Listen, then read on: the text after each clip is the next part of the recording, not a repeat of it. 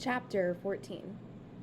Lily called it pimento cheese, but Kat was suspicious. She prodded the orange mound. Doesn't look like any cheese I've ever seen. Chicken patted it with his spoon. It's a glob, he announced. It's glob cheese. Lily shook her head, but she was smiling. Some things look good and some things taste good. I'd pick taste every time. More for me, said Macon, smiling, and reached toward Chicken's plate as if he was going to take it. This worked. Chicken shoveled it in. His eyes widened, and he scooped again. It's better than it looks, he said, around a mouthful. Kat tried it. Smooth, with a sharp kick at the end. She had another bite. Lily's kitchen was a delicious place to be. They were still eating when there was a knock at the door. Harriet. In one hand she had held 3 fishing nets, and in the other a bucket with a jumble of mini flashlights. Kat raised her eyebrows. There was no way those nets would work from the pier. You sounded sort of blue about your mom, so I came up with a plan. Harriet looked past Kat. You all having supper? Good evening, Harriet, said Lily. Won't you join us, won't you? Hey, Miss Lily, said Harriet. I already ate, thanks. But she pulled out a chair, eyeing the food.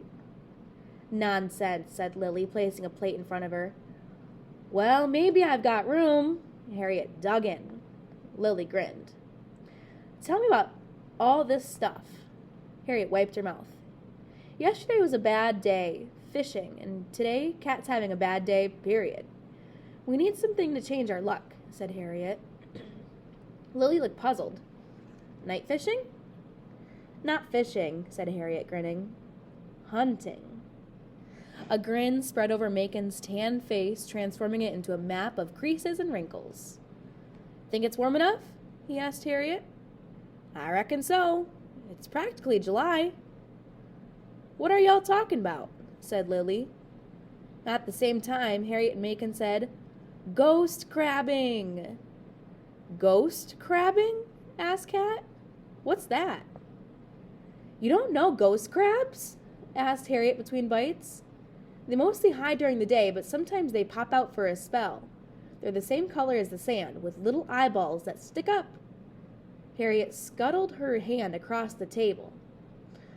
But why are they called ghost crabs? Asked Chicken. It's 'cause they'll come out at night. Harriet stretched out the last word to make it sound spooky. Or maybe because they're pale. Who knows? Chicken laughed. Harriet continued. When a flashlight shines in the sand, you see hundreds of eyes looking back at you. Creepy, said Kat. But not scary, said Harriet. Can I come along? Asked Chicken. We don't like lots of eyes looking at you, said Kat, remembering his comment about Toy Boat's action figures. I don't mind crab eyes, Chicken said. There was no understanding him sometimes. I'm in, said Macon, surprising Kat. Lily, what do you say? Only if Chicken promises to hold my hand, said Lily. If we lose you in the dark, we'll never find you. I promise, said Chicken solemnly. Harriet distributed the flashlights. The sand was cool and damp under Kat's feet.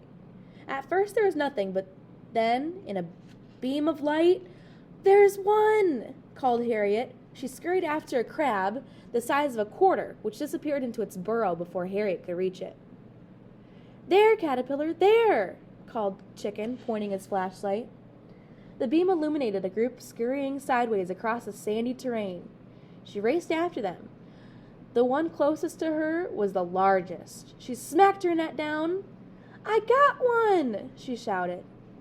Harriet was there in a flash. Let's see. Turn it slowly over the bucket, said Macon. Harriet held the bucket steady. With a plop, the crab landed inside. Chicken aimed his flashlight. Get me another caterpillar, please.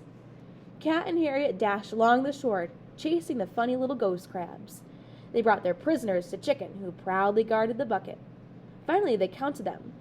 23, said Chicken in awe. Time to call it a night, said Lily. Chicken handed the bucket to the girls and went back to the house with Lily.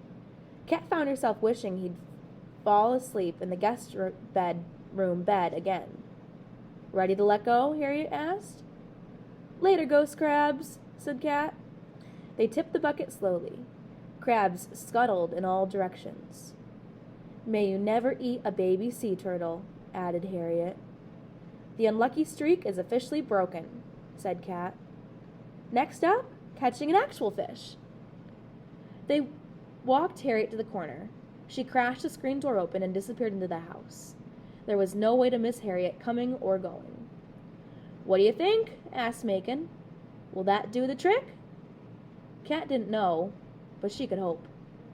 She would find out tomorrow.